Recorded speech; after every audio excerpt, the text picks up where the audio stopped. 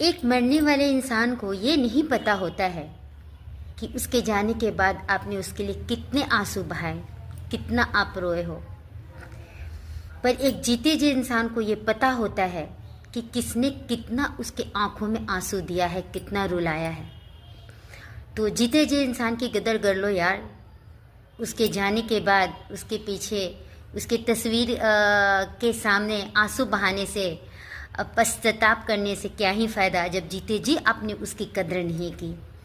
तो उसके बाद उसके पसंद का भोजन बना के उसके तस्वीर के सामने अर्पित करना, ब्राह्मणों को खिलाना है, और जो जब जिंदा था तो उसे कल्पाते रहना, उसे कष्ट देना, उसके बातों की चुभन देना।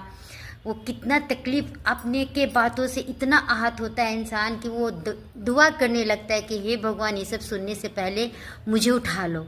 और जब भगवान उसकी सुन लेता है तब आप उसकी तस्वीर के सामने, समाज के सामने रो रो कर दिखावा करते हो कि तुम उनको, उनके जाने से तुम उनको कितना मिस कर रहे हो, उनके पसंद का भोजन उनके भोज के लिए बनता है।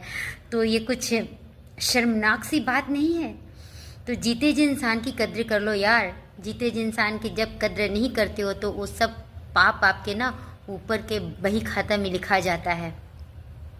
तो बाद में आप उसके लिए, उसके जाने के बाद जितनी भी पूजा पाठ, हवन और दान करवा लो, वो ऊपर में नहीं लिखा जाएगा।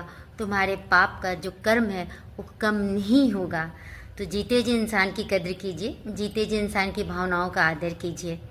मरने के बाद करने से कोई फ़ायदा नहीं है।